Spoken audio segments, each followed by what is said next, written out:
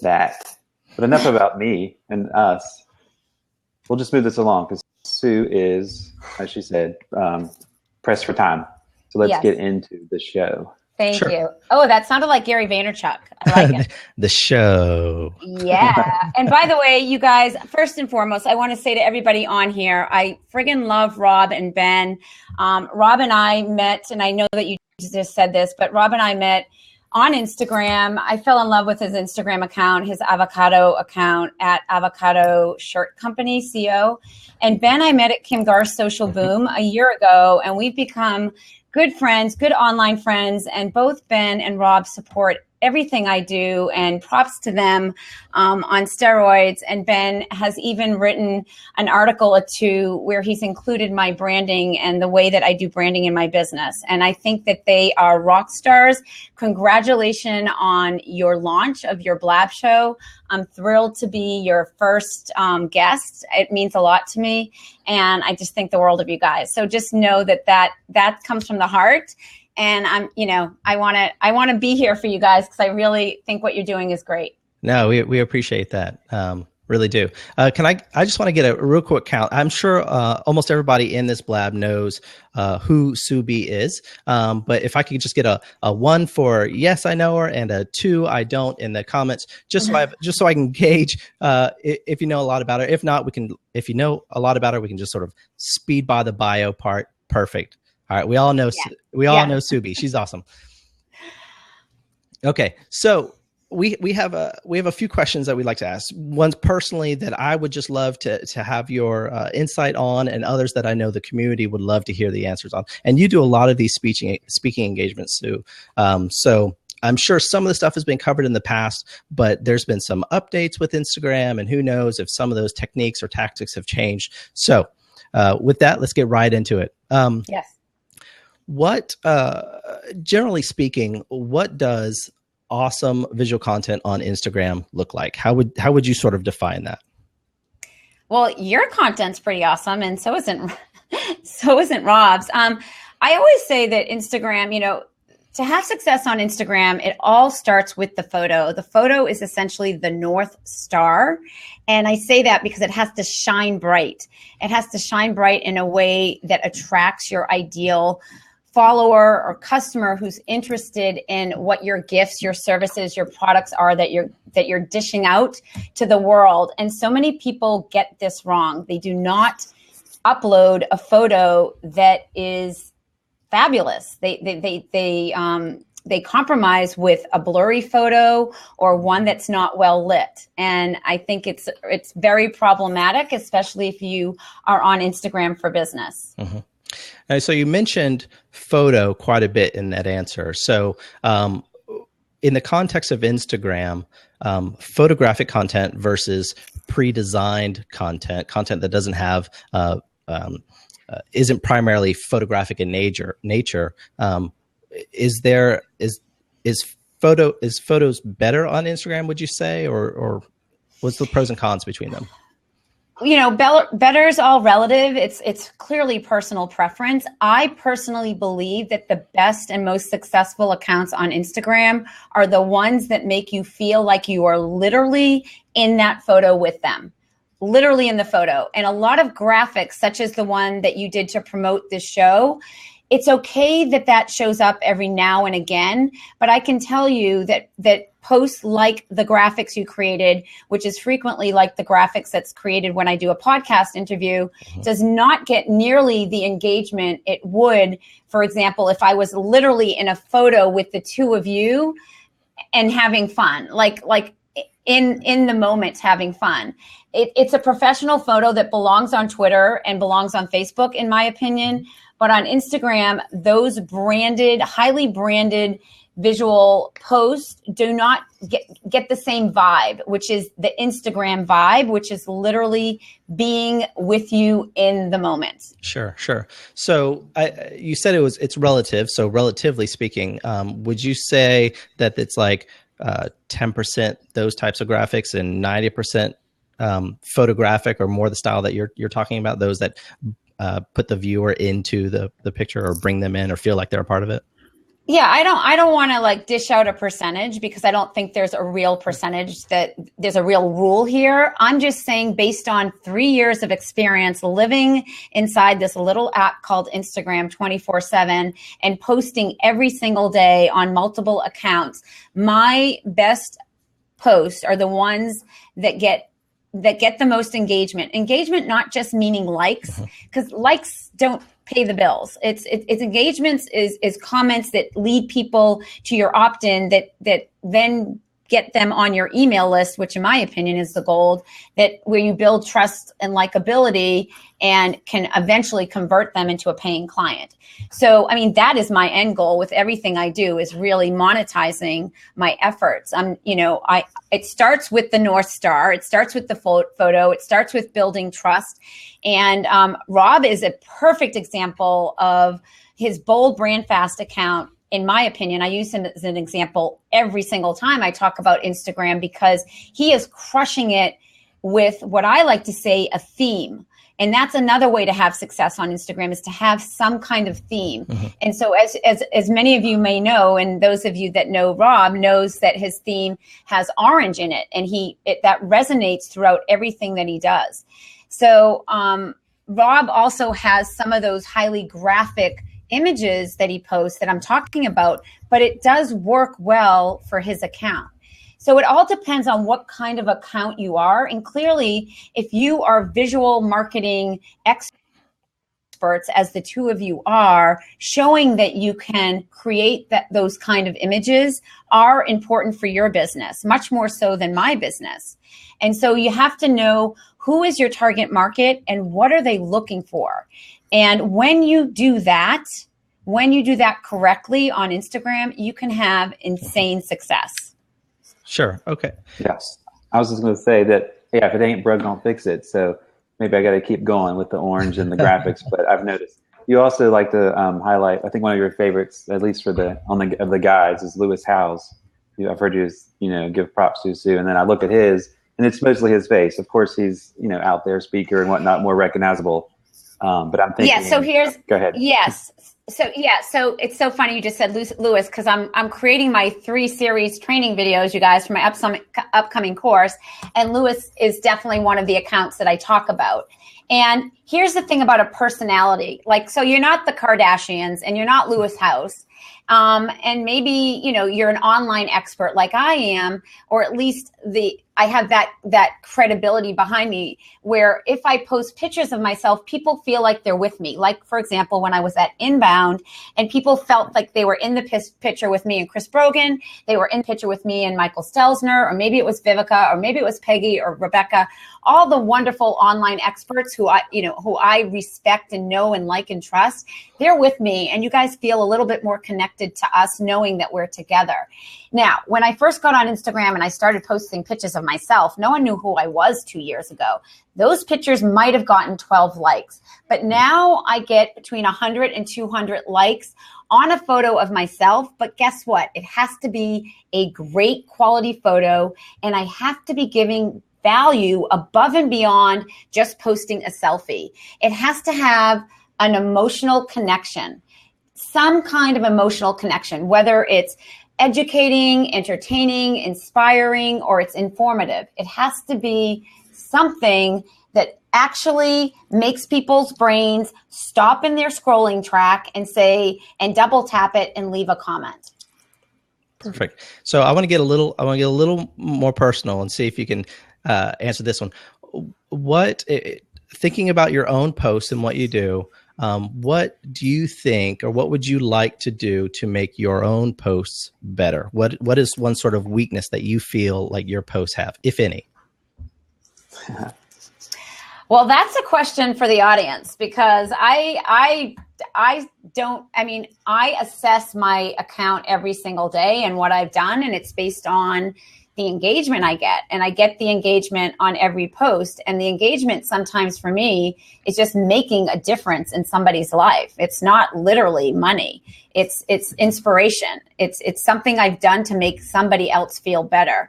So I I don't wish for anything more than what I'm doing, because I'm doing me, and I'm doing me the way I want to do me. And so I'm not trying to be someone like Lewis House or, another celebrity. You go and pick it. Like, I am rocking out Subi Zimmerman the best I know how, and I am confident with what I'm doing. Awesome. All right, guys.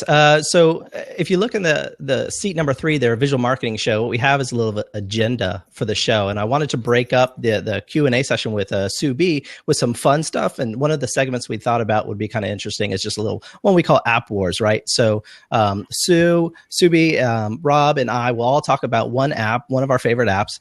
And then you in the comments, when we're done, click on the Blabs to vote for whose app you think is the best. And we'll go through this pretty quick here. Subi, would you like to start?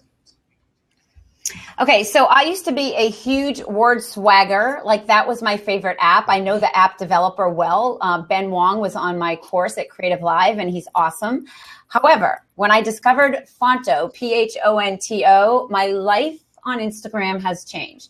And for those of you that aren't following me at the Instagram Expert, I invite you all to go there and actually look at any post that you see where there's text overlay or where there's actually layers. Sometimes it might be multiple images. I use Phonto, and I teach this frequently. I teach it in my courses. I teach it when I have the opportunity. It is hands down the best app, in my opinion, that gives you the ability to basically do what Rob and Ben can do in their sleep. Like, I'm not a graphic designer, but I'm very creative, and I have a creative mindset. I'm an artist. I get color. I get composition. So that is my go-to app. Sure. And since you added in there that Rob and I can both do a lot of the stuff that Phonto can do, we can do on other application programs. I'll be honest, I still use applications, iPhone apps like Phonto over in WordSwag and some others because of the speed. It's just quicker, especially if I'm out and about. I don't have my laptop with me or my iMac, and I'll just snap a picture and do some text overlays and some other effects, and it's the best. So how about you, Rob? What's your app? Similar, I used to use WordSwag, and this is kind of it might be a WordSwag competitor. Some might even say copier or whatever. But it came out, I think it came out afterwards, called Typorama. Right now it's iOS only. I think and you do have to pay for it. I think I snagged it for $1.99. It might be $2.99 now. But so it's Typorama. There we go. And it started out when some people say they copied WordSwag, because when you first pull in, the initial, display or whatever looks very similar. So perhaps they did, but I've followed both and I still use both. And I feel like WordSwag has not updated as often.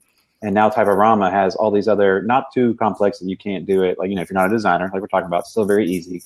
But just different fonts and, different, you can kind of do like this 3D, like change, the angle. So the fonts look like they're jumping out at you, and just some really neat things that, again, you don't have to be a designer. You don't have to know Photoshop. But like you said, like Ben said, I do the same. I use apps probably. I'm in Photoshop every day.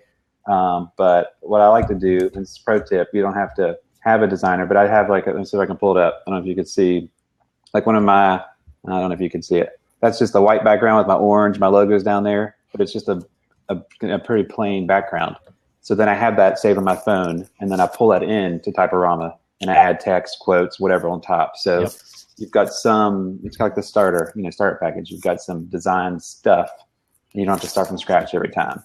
Yeah. So, that's perfect. All right, Ben, what's your app? All right. So, my app is Enlight, ENLIGHT. I'll actually drop a link. You got it. There, I did it. Perfect. I dropped it in for you. Perfect. Right. So, unfortunately, it's the most expensive out of the bunch. So I don't know if that's a big negative on the prop scale, but it's $4. It's not too bad. But if you're familiar with the more popular similar app, which is Visco, or another new app called Darkroom, Enlight is very similar, right?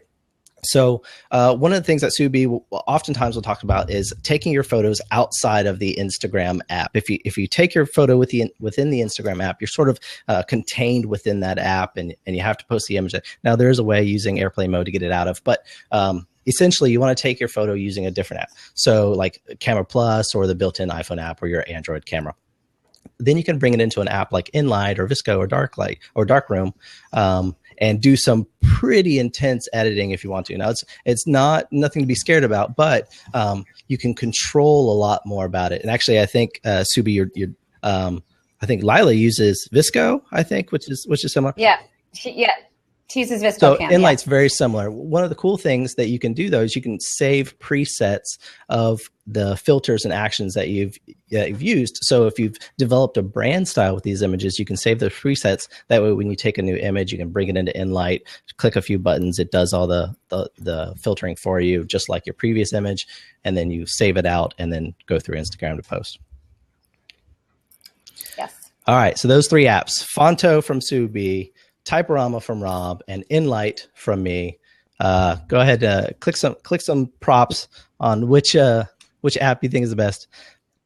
Let's not give it all to Sue. Come on. Okay. No, that's awesome. Yeah. Okay, so Ben and Rob, I know that this might go against your outline, and I so appreciate that you gave it to me. But I have like 3 minutes. No problem. I have 3 minutes left, you guys, and I want to give just ask me anything that will help here. I'm sorry to do this to you guys, but it's just the way it is today. Problem. I'm sorry. We'll have to have you back.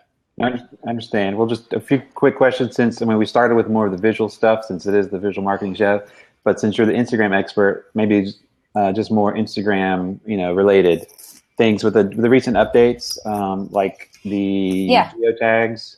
Your thought, Sure. People I know used to kind of put in their own thing, but now you actually have to use, right, the actual location. Yeah. Let me go through some of the updates, and then I'm going to have to say bye to everybody here. Okay. How's that?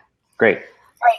Okay, so it used to be that you could use a mock geotag, is what I called it, in the location. No longer can you do that because Instagram, in my opinion, is just really gearing up for the ads that are going to be coming soon. So they're taking away all those marketing hacks that we used for call to action. So that's a bummer, but I'm really excited about the ads that are coming our way.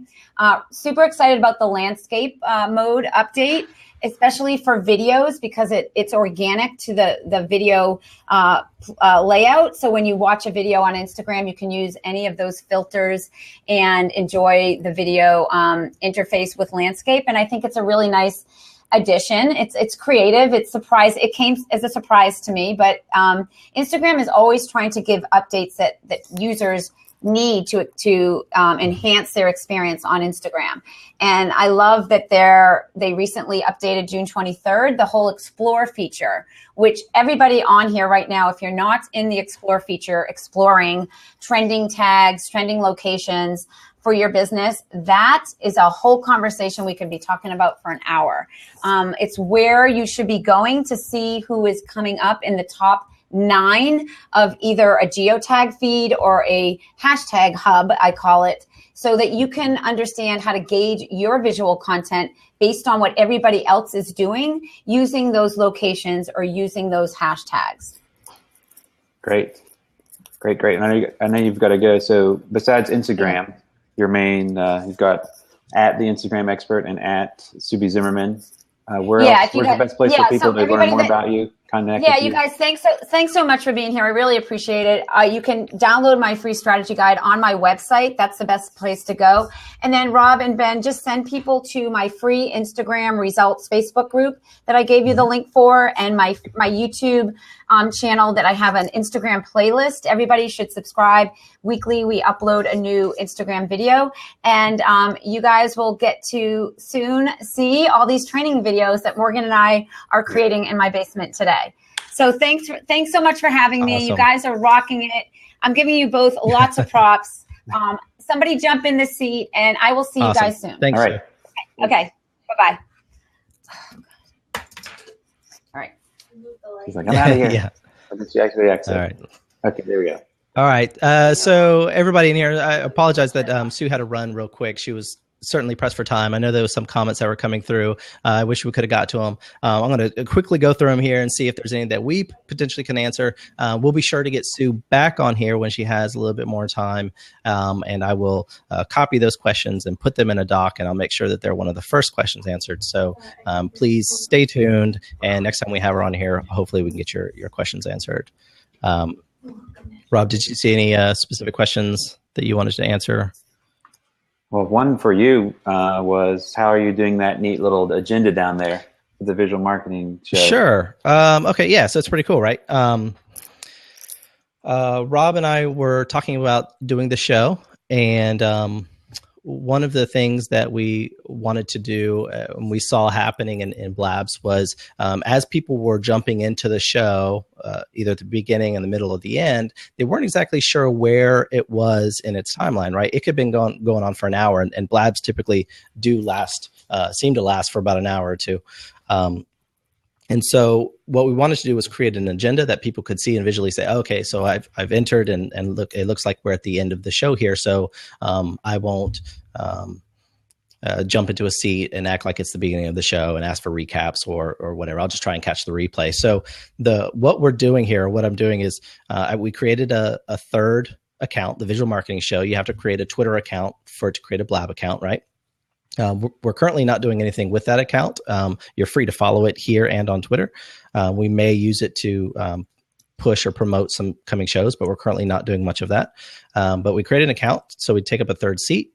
I have a second computer. I'm using here my iMac, but then I have a MacBook over here with it. It's a series of images, it's like 6 images brought up in preview, which is sort of a default image viewer for Mac.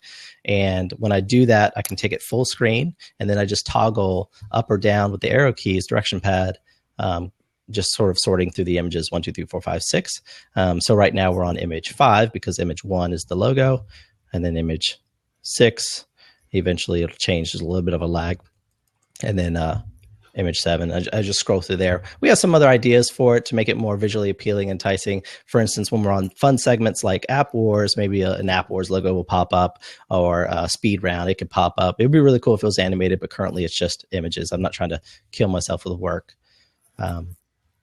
But so that's how it's run.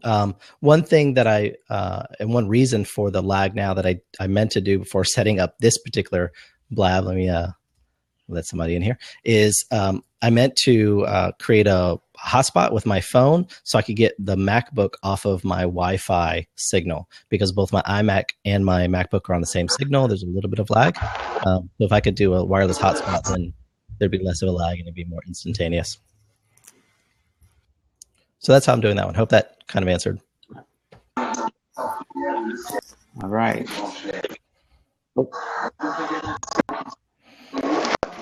All right, Rob. All right, Rob, go ahead. Try it. Oh, no, I was just going to welcome. It says poor internet signal. I don't know if that's on my end. Yeah, it's on mine as well. Hey, it's all. How's it going? Oh, and he's gone. Oh, that's too bad. Let's see. I don't know if you guys know, but if you haven't hosted a Blab within the past week or so, I don't know exactly when the update came through, but you can toggle through comments, questions, and @ mentions. I think it's only for people in the seats or the host. I'm not sure if actual people in the comments can see it, just viewers. So if you do the /Q and then your question, we're able to see it a little bit easier than having to scroll up and down through all the comments. Let's see if we can get somebody else in here. So Rob, one question that I saw, I don't know where it just went. They were asking, Joe Morris asked, how do you measure engagement? Now I'm sure this question was geared towards Sue, referring to how do you measure engagement on Instagram. But do you have any thoughts? Well, I know she's mentioned, and I've used before, the Iconosquare, I think it is, iconosquare.com, right? And they've got you connect your account, and they have lots of engagement features where it shows kind of after you've used it for a while, how many, of course, likes you're getting, and of your connections or people following you, like when they're kind of mostly online. So you can kind of start to see, well, of all my followers, they're on, 8:00 p.m. tonight. So that's when I should post my new post Instagram. So it's kind of like you can cross-examine different things again, like where you're getting the likes or what kind of posts are getting the likes and who's liking you, or what, the different stuff like that. So I know that's one off the top of my head that I have used and that I know that Sue's talked about. And there you go. Hey, Rob, thanks for having me on. Yeah, thanks for coming on, man. Hey, great to see you guys. Tracy, no, I'm not in a basement. I'm here at my office. And Yeah, I just thought I'd pop on because that was a great question. I saw some other questions in the comments about how do you measure your success on Instagram. And I just wanted to share on that because I've actually talked with Sue about this. And I know that she mentioned it earlier, and I posted the quote in the comments that likes don't make you money, right? So measuring engagement is great. It sees, are your posts, are they relevant to the people following your account? And that's great too. But I would pretty much bet you she would tell you she measures it based on sales, right? Based on business acquired.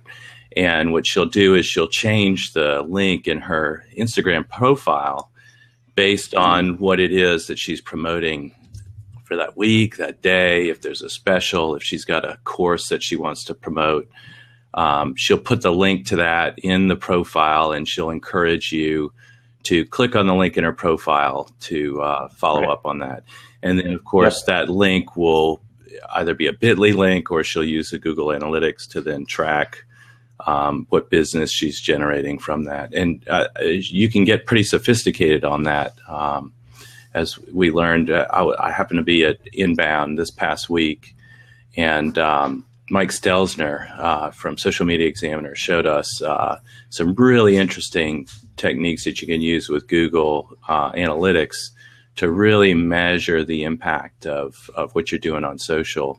And this would be true with Instagram as well. Just basically looking at those inbound links that are coming in from Instagram, and whether you're actually converting. When they get to your website, are they actually signing up for your newsletter or signing up for your course, or not? Is it just dead traffic? So so to answer those measuring questions, I would say, if I would guess that was what Sue would tell you. That's what I try and do. So I think it's a successful technique. Yeah, I was going to say pretty much the same thing. I think you're on the right track. That I've pretty much always seen her use a bit.ly link, and she does change it out, depending on what she's promoting at the time, whether it's an upcoming speaking engagement or a class she has or a new product she's offering. And obviously, with the bit.ly, you can track that. And as she's talked about, since as of now, obviously that's the only hot link or whatever we're calling it, right? The only actual clickable link, and people actually have to see your stuff and go to your profile, right? Pull it up and then click. So she's talking about that's like a pretty warm lead. Absolutely, the fact that you're not just spamming your comments and every post with click this, click this, click this. You're adding value or providing great content value. And then when they do, you might say, hey, check out my profile, check the link in the bio. A lot of people use that terminology. And then when they do get there, when they do click, they're pretty warm. The fact that they've had to take a couple steps to click through it. So. Yeah, and that also brings up another good point, which she's told me, and I'm terrible at, is I'm terrible at putting longer descriptions on my Instagram posts. And she is fantastic at doing that. And one of the things that she'll remind me to do is you've got to use the call to action to tell the people to click the link. Right. Otherwise, you're just giving them pretty pictures to look at, right? Yep. So you've got to have, and I believe she does this. I don't know. I know other people who do this, basically a template for an Instagram post, right? And then you'll paste it into the Instagram text box, and then you can type whatever you want about that image there, but it has the bars. You've seen them. Everyone here is probably following Sue B, Instagram expert, and you'll see the bars that she has across, and then it really sets your eyes on the text in her message. And sure enough, there's that call to action to click the link in her profile. And it's something I'm terrible at doing, but I encourage everybody listening to this show to go ahead and do that and see those results. I know they will change if you start putting them in there and telling them to click it. Mm-hmm. That's awesome. Good stuff. Thank you. Well, appreciate you guys having me on. I just want to pop in and see if I could add a little value there. All right. Yes. And indeed. Saw those comments coming in the comment section. So I hope that would be helpful. I appreciate it. And feel free to jump in anytime, Jed. All right. Good to see you guys. Thank you. Does anybody else want to jump in and talk a little Instagram? If you're just tuning in now, I don't know if there's a few people that jumped in since, but Subi had to cut the interview just a little bit short. She's working on some videos for a new course and stuff, and she just doesn't have as much time as she thought she was going to have. We'll be certain to get her back on here at another time. But if anybody wants to jump on or ask any questions in the comments about Instagram, we'd be happy to stick around and chat about that.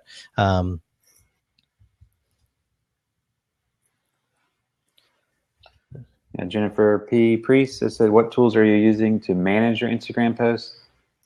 Oh, and then she's saying, looks like hope to catch your show again soon. So maybe she's jumping out. No. but I'll get, like, are you pre-planning? Are you pre-planning your posts? Because that's a good question. I don't know if everyone has a different answer. Sure. So I have, and one of the questions I was going to ask Sue was about what I call series content. So if you have a series of things, like I have a series called Encouragement, which I try to post every Monday, and it's just encouraging or inspirational quotes.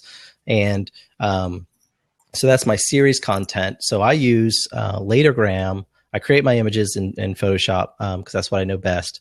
And then I will upload them to Latergram, do my posts there, and schedule them. Now, Latergram, I don't know if you're familiar, but it won't automatically schedule. I don't think there's any. I think Schedulegram maybe is still automatically scheduling it, but it might be the only service that's doing that. But Latergram will send you a notification, like an alert, that your post is ready and it's needs to be posted at that time that you set. So then you just click on it, you open up Instagram, paste in your description that it automatically copied to your clipboard, and do it that way. So I have at any given time about 10 images of series content like that scheduled in Latergram, that's scheduled or that I can pull up and post if I need to. I try to do more of my stuff impromptu because I feel like that's more of the context of Instagram, but it is good to have some scheduled content. At least that's the way I view it. I don't know about you, Rob. No, I agree that you kind of, Brian says, question, how are we both making a living online? Is this not paying? Where's the check from Blab? Actually, we're looking for a sponsor, maybe. Brian, if you'd like to step up, you can sponsor the Visual Marketing Show. But no, I agree that Instagram, I mean, where I've done more, as Sue was mentioning, and as designers, I feel like I'm designing the post and showing off that side and trying to offer design tips and whatnot.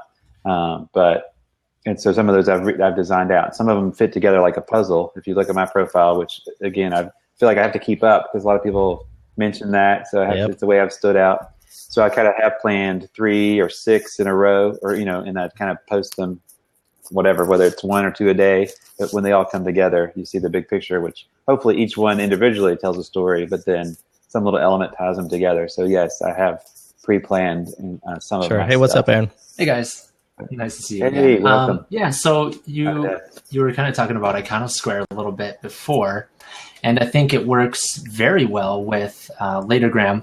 Not for me. I have Android, and Latergram on Android is like really crappy, or so far for me. But yeah, if anybody in the chat wants to try it, Iconosquare is awesome. After a certain period of use, it takes all your data and it tells you in very simple to read graphical format, like when you should be posting. And I think that paired up with Latergram, it'll make it seem a little bit more natural. And I don't think people would be able to tell, like, oh, I just plugged it into a program and it spit it out. Especially because those people, are more likely to be online at that time or using Instagram. And as for my use of, Iconosquare, I don't use it automatically like that with Latergram, but it gives you a great breakdown of like, which filters are working, which one of your, which hashtags are working really well for you. And it kind of gives you a better idea of what your audience is into. And you can tell, like, oh, well, I did a design on whatever, and it got the most likes I've ever gotten. And then I tried it again, but I changed one thing. And I think there's possibility for a little bit of A/B testing as well there, which as marketers, if you are out there, we all love. It's the visual marketing show, so we all love A/B testing. And yeah, I just wanted to add that about Iconosquare. Awesome. You mentioned Latagram on Android and how you're not a fan of the UI, or maybe it's a little buggy or sketchy. I actually use Latagram desktop, like the web app version, more, and then I just use the app as a post. So it just alerts me, and I use the app just for that. I don't really configure posts within the app. I don't like small keyboards and stuff like that. It's easier for me to do on the desktop. Okay, yeah, I might have to try that out because I do. Yeah, I go on Iconosquare on the Mac anyways, on the browser, so it just makes sense to keep everything there. Yeah. Awesome, man. Okay, thanks, guys. I'm gonna hop off. Just wanted to add that. Awesome. Well, I appreciate it, Aaron. All right. And Rob, just to go back to Brian's earlier question about how we make a living online, he said it wasn't specific to Blab, and I think we knew that. But so I'm a freelance designer, and that's basically how I pay the bills, is from my freelance stuff. I said earlier on that I had about 14, 15 years of experience, professional experience designing content. And that's when I worked full time for agencies, what I consider sort of mid-sized agencies, roughly 60 to 100 employees. And then I moved to Florida about a year and a half ago with my wife and our twin boys. And when I did that move, I decided that I was just going to go freelance full time. Now, a lot of my work still comes from those same agencies I was working for. So same clients, same type of work. But that's basically how I'm currently making a living. I don't have any online products to offer. I'm not using this platform at this point to sell anything. It's purely because I enjoy what I do and sharing what I know. And I know Rob enjoys the same. Right.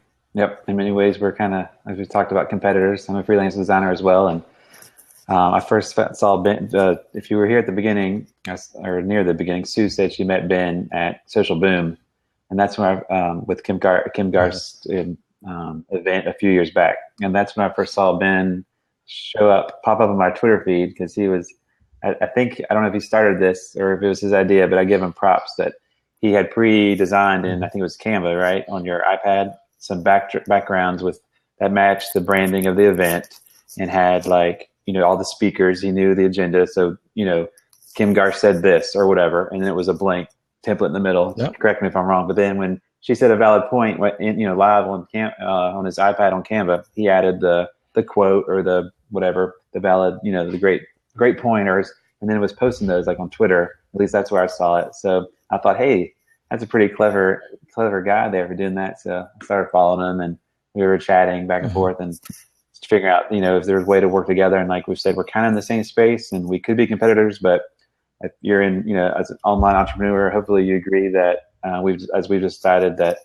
collaboration will get you farther than if you just head on compete. Right. So we teamed up, and we thought, what can we do? And Ben probably mentioned at the beginning, we were going to do like a YouTube show or something. We didn't know. And I was still trying to push for that when Blab, he was kind of on Blab pretty early, and he was like, I think maybe we should do something on Blab. So here we are on Blab today. If you're here, welcome again.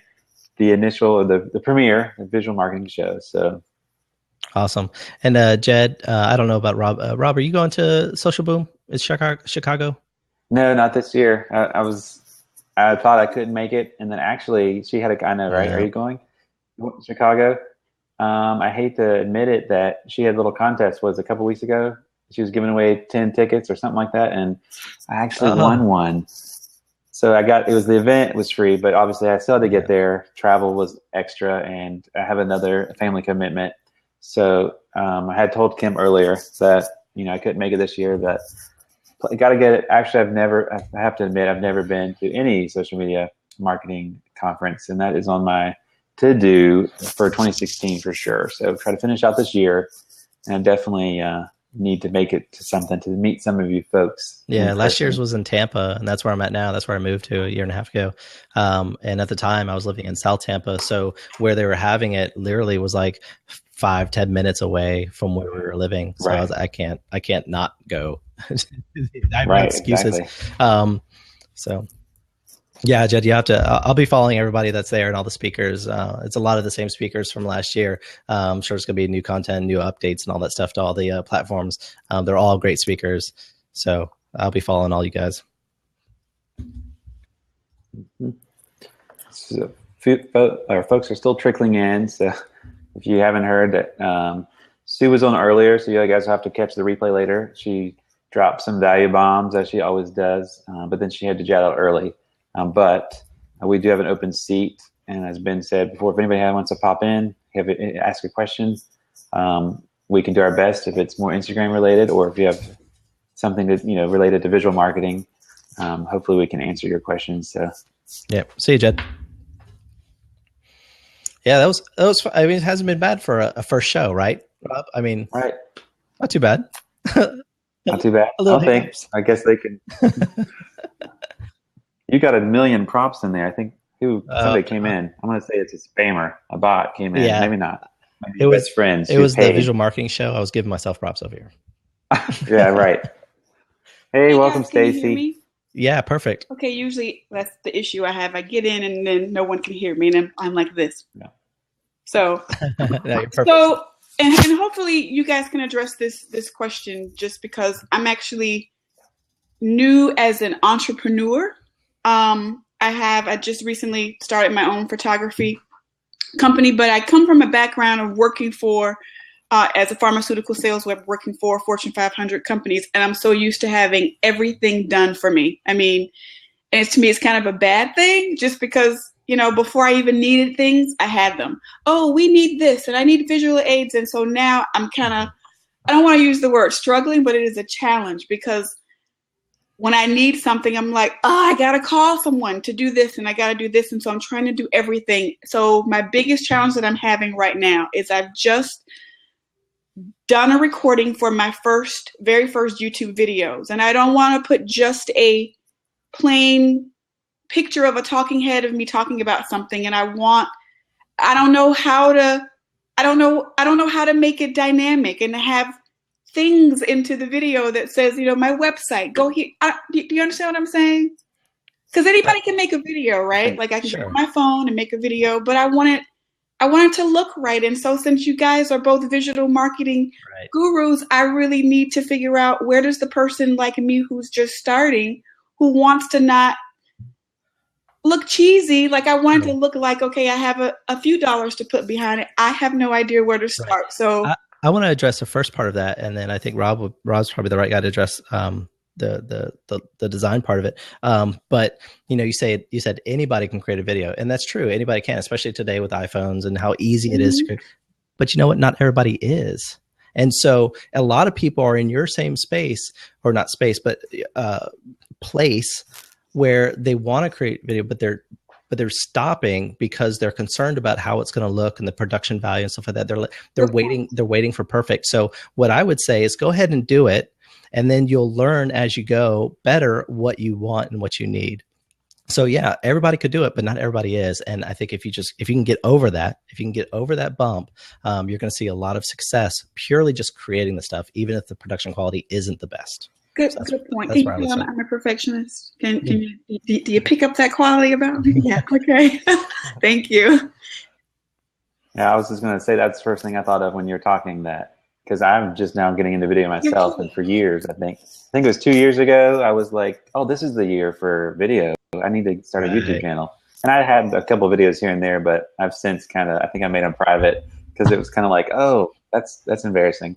So I just it's a couple months ago that I kind of relaunched, but right now there really is only just one video sitting on my YouTube channel. But that's the plan, with everything else, is to do more. But I agree with, I'm thinking, I'm a designer, so I have to make this look good. But if you sit around all day and think, how do I do, or maybe one day and then you'll never have, some videos better than, no video. Yeah. But I would say, I don't suggest, as a designer, I don't like to suggest things like Fiverr all day, every day for everything, because I feel like, for $5, or you think it's just $5, I can get a logo or whatever. And I would suggest not using Fiverr for something like a logo.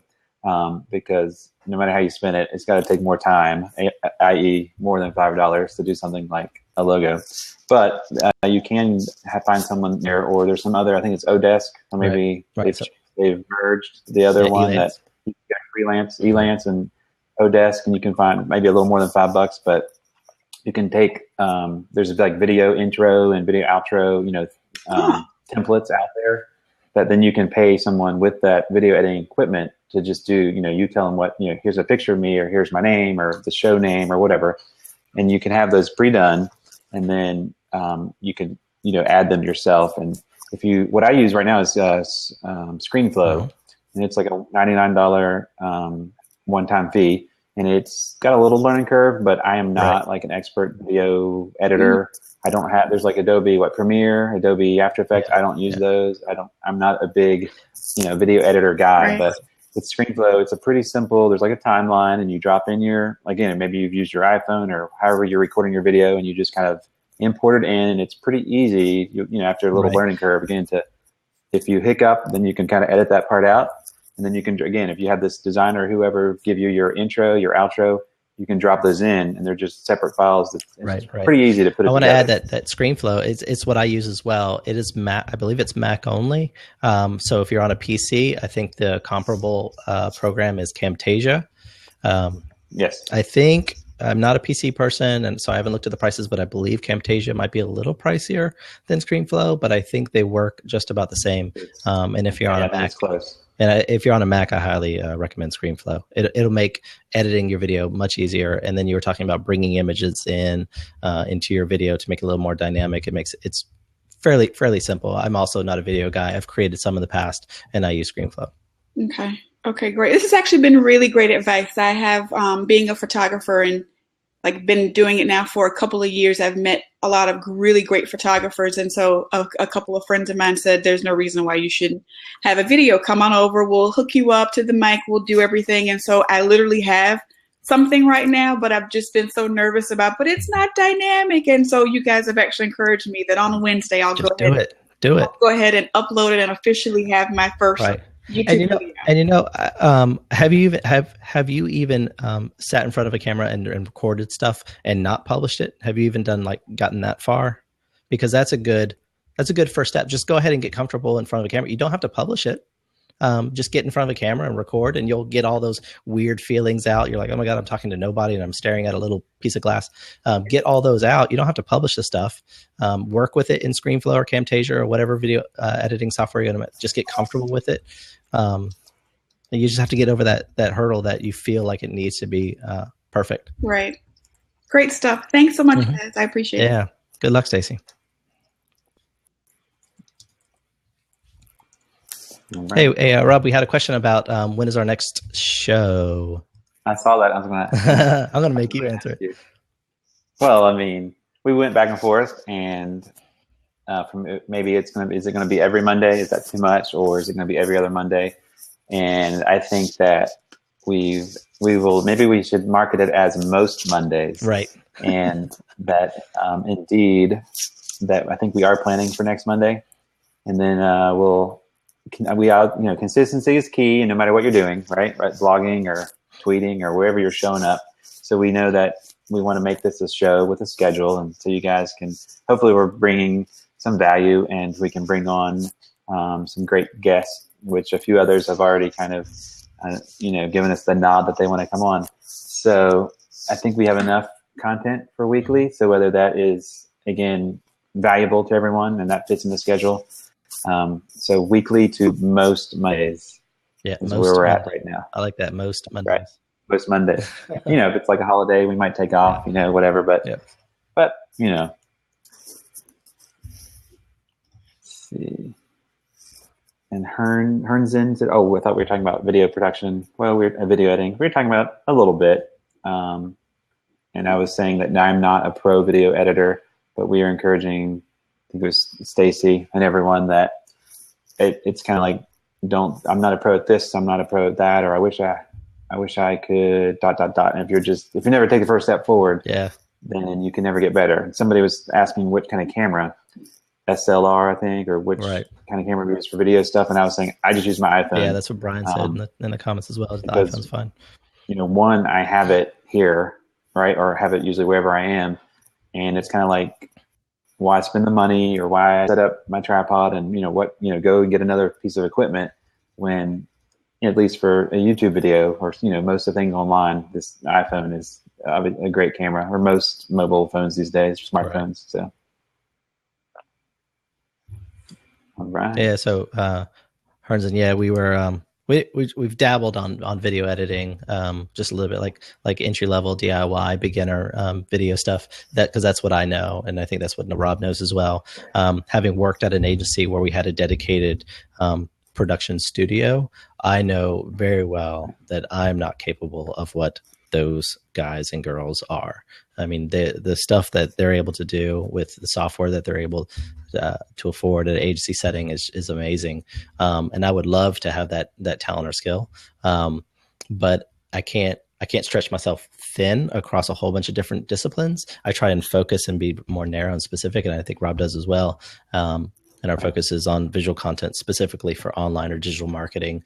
And mine is a little more specifically for social media marketing. But yeah, so I would love to know that stuff, but it's a rabbit hole. And if I go down that road trying to learn After Effects and other programs, I'll be there for days, and I'll have that same like perfection complex where I'm like, no, I got to get this just right. Right. We've been sprinkling in, or maybe we haven't been sprinkling in too many call to actions, but I just found this. I'll put it in the comments. Sure. Since Sue left out, this is her latest Instagram post, but she's holding up a hashtag that says Ask Sue B. I believe that's, yeah. So I'm thinking, well, maybe she wants us to ask her questions. So maybe if everyone goes, if you're here watching now, and you had a question for Sue that we didn't answer, or she wasn't able to answer, click on that link and maybe leave a question there and say that Ben and Rob sent you from the Visual Marketing Show. And maybe she's great at answering questions, interacting. So I know that if you have a sign, her signs, she's got those hashtag signs also that she sells. So Yep. So let's see, at eBoy says, what about unique content for brands? So I don't know if that's just a general, like if you're a big brand or whatever, small business as your brand, what kind of content, maybe visual content you should share? Jump in and help give some context to the question if you like. Yeah, awesome. Here they come. Hello, Mr. Wonderful. Hello there. Hey, how are you doing? Good. Thank you for taking my conversation. No, thanks for jumping in. Yeah, I was thinking, as everything switches to online content, and remember the days of I Love Lucy, where basically I Love Lucy was a show for cigarettes. And, they created this content, and the show was just a wraparound for commercials. And I create illustrations. I create like short content, episodics, and narratives via After Effects. And I've been always trying to create characters that are like maybe in that type of framework, you can make these little mini shows, like a minute animations that would be specific to a brand. Like maybe it would be like a little mystery show or a little this is like an endeavor, but you can make like these little shows, and they hold the product, or it's just an abstract show, or just something. It's not like a sales material piece, but it's actually like a mini show, and somehow have the brand involved. Like maybe a mystery show at 1 o'clock in the morning. It's sponsored by Absolute, where people would come to watch, and Absolute's a sponsor, like an Alfred Hitchcock show. So I like to write and make content. So, it's like an endeavor and a dream, but in this crazy world of new content, I think it's, it's more possible than a few years ago. Right. I'm thinking that sounds like good. No, you go ahead. I was just thinking of the spread, or the t-shirt guy, Jason, I think was his name. I think he changed his name. But it was a couple of years back. He lost his job, and he wore a T-shirt every day with like a brand logo on it. And this was before live streaming, and I don't even, maybe Instagram was around, but I know he's on YouTube, and he would do a minimal amount of stuff, like a YouTube video or a tweet or something every day of him talking, or of a picture of him showing a logo, so stuff like that. Whether that's got like product placement type of stuff, if that's kind of where you're getting at, but.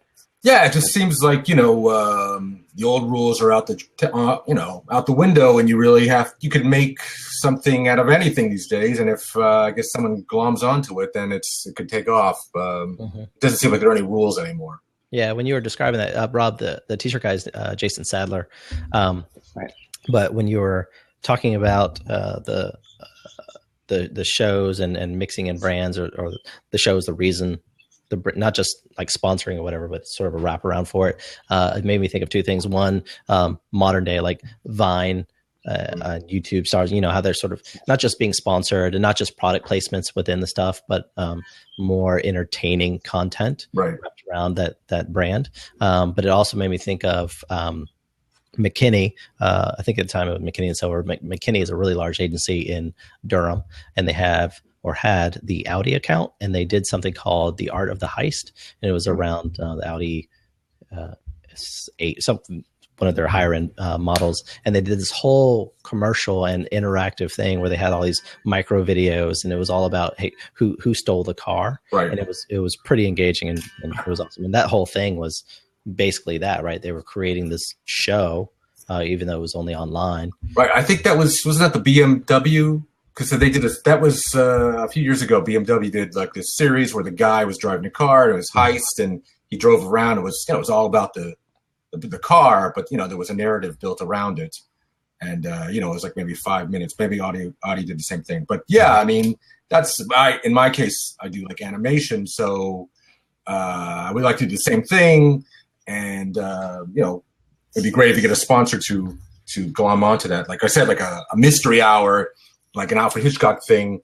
You could write this like scary content and tune in at 2:00 in the morning, which is not a regular time zone. But you could create your own time zone, and it was, the creepier the better, really eerie and like I'm going to scare the hell out of you, and have a drink while you're watching it,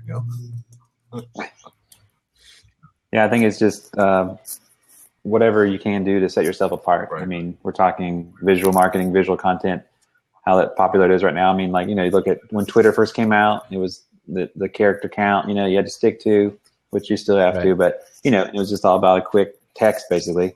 And then now, or adding images, and now you can do the video in stream. And so it's just staying one step ahead, or staying in tune with the technology that's there. I mean, there's still, most people are probably just tweeting, text only, and that's just this continuous stream of text, but there's just so much, it's like content overload or whatever, that to throw in an image or a video, you're going to stand out. So once people get it, oh yeah, visual marketing is here to stay. And then as apps and whatever make it easier to add your images, and then everyone will start adding images. So then it's kind of like, okay, now what do you do next? So again, it's these car commercials like we've talked about. Instead of just saying, you've got money, buy this luxury car or buy this car, of course.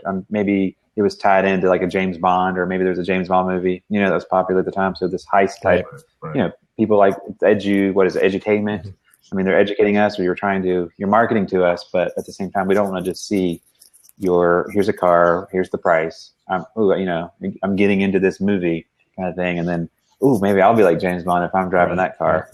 And it's, it's the same with social media today. It's no longer these big brands just putting a commercial out there that we have to listen to, right? It's, we can connect with these people. We're out there chatting on Facebook, talking. If some brand does something bad, we can put our opinion out there, and it's just, like the tables have turned kind of thing, or at least leveled.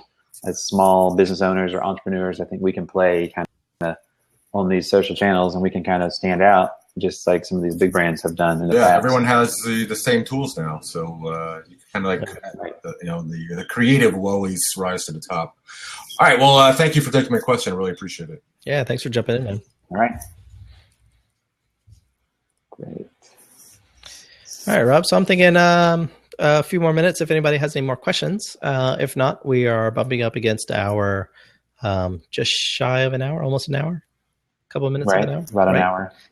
There's probably some other show that I know lots of shows start at 4, top of the hour. So if you're still here, thank you. Yeah. And I'm sure there's something else starting at 4:30. Yeah, appreciate it.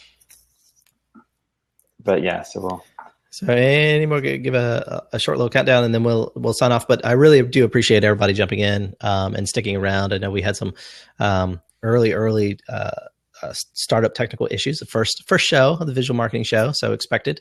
and totally unfortunate that Sue wasn't able to stick around as long as we had hoped. But like I said earlier, we'll be sure to get her back on, and I'm sure she'll love to do that. I know she was disappointed that she couldn't stay as long as she had wanted to and planned. So if you guys have any questions for her, you can always, this is recorded, so the replay will always be here. You can add them to the comments in the future. If you're watching this now in the replay, add your questions there, and I'll come back and check it before our next show. Whenever we get Sue back on, she won't be necessarily the next show. But whenever we get her back on, I'll be sure to come and check out the comments and make sure that we can cover all of your questions and get all that value to you guys. So again, much appreciated for you guys tuning in. Yeah, thanks, and a great first show. So thanks everybody for popping in, asking questions, and keeping the comments going. Yay, Blabs! That's good. Yay! Thanks for the prop. So I don't think we have the next schedule, or the next year's comes. Yeah, we got. You're inviting Branson, and I was just Branson's coming on Instagram. Hey, how we doing? Sorry, it's a little bit of a mess in here. That's all right. It's my home office, and I'm redoing it. But I like it. Sure, that's your basement. Yeah. I have a question. I've been following both of you guys for a while. Awesome. And I was actually doing some research on how to tell my story.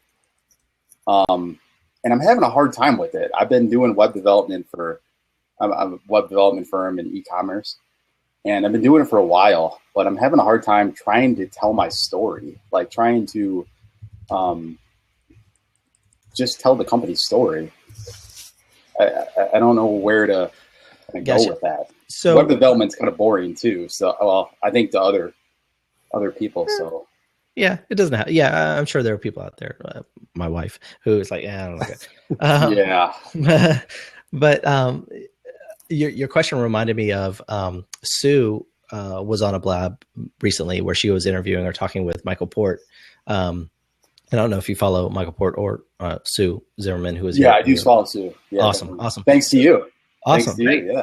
So I don't have the link handy. I'll try and dig it up, or maybe Rob, you can dig it up. Just go to Sue's Blab account and look under the tab for replays. I believe it should be there, and find the interview with Michael Port. And he talks a lot about, or recently in that particular interview, he was talking a lot about your story and finding it. So I think that might be really informative for your question. Part of it, just to give you a taste of what I think he was talking about, he was saying that we all have stories. And he was trying to get Sue to think about her first kiss, I think is where he kind of started. He was like, think about your first kiss, like you have a story around that. Think about your first day, like when you graduated or something like that, your first day at college, or these other moments, and you can create stories around that. And doing that, you'll find what makes you unique. So not necessarily that specific story of your first kiss necessarily. I mean, it may have a hard time tying that into your web design practice, but by doing that and surrounding yourself with stories that are very personal to you, you'll be able to like step back a little bit and see what makes you and your approach different. So anyways, I highly recommend checking that out. And if it doesn't answer your question, then I'm sorry, I suck. No, it's all right. No, it's definitely, I'm just, like I said, I was trying to find stuff to even like, I help these other businesses, and it just seems to like, boom, just pop, and it works. And when I came to like web development, it was just like, what do I do to interest everybody? And it kind of, then I started seeing some of your stuff, and that seemed to really like, wow, that's a lot of my customers are small business. So a lot of the stuff both you guys post are kind of relative to that, it's sure. But, sure. And that's, I don't know about Rob, but that's good for me to hear, because I think I probably struggled and probably still to this day struggle a little bit with the question that you asked, which is like, how do I tell my story, or how do I make myself different or more interesting and engaging? And it's good to hear that it is, at least to you. But I don't think I've nailed down exactly what my story is and what makes me very, very different, but I have put blinders on my focus. And that helps me kind of determine or dictate what kind of content I'm creating. Right. Okay. Well, we're always our harshest critic. So that is the quote of the week. I've said that probably like 5-6 times this week, at least. Man. But no, I appreciate it. Thanks for the great content and answer my question. Awesome. I appreciate you jumping in. I appreciate checking out our first show, and I hope you come back for the others. Yeah. I just happened to stop in a little bit ago. I had it here on my alarm to check it out and awesome. And stop in. So, cool, man. Appreciate it, Brandon. Yeah. All right, guys. So I think we're going to go ahead and wrap it up. That makes it about an hour worth. So that's awesome. We're not the replay will always be here on Blab. We're not exactly sure if we're going to take this out when we receive the email and post it on YouTube or whatever.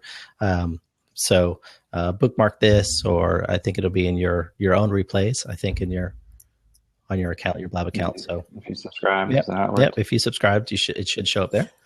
But again, really appreciate everybody hanging out, and you 5 people are awesome. Whoever's hanging on. Well, if you're still listening, say follow. We started the hashtag Blab VMS, Blab Visual Marketing Show, which obviously we use on Twitter and Instagram here, whatnot. But I guess follow us on either Twitter or where should they follow you, Ben? One place. Your website, your favorite social channel. Let's do since we were talking about Subi today. Let's do Instagram. Like I said earlier, I don't have anything to sell, so wherever you are, wherever you're at, most often, not you, Rob, necessarily, but the now 7 people that are in here, besides us 3, wherever they are most comfortable, most active, I'm most likely there as well. So feel free to follow me there. I try to be active on most channels, just so I can learn about them and share what I know. But so you're at Ben Requena, right? At most places. I put that in there's an Instagram, and I'm Rob, but all the variations of Rob Russo that I liked were unavailable or I could not get a consistent.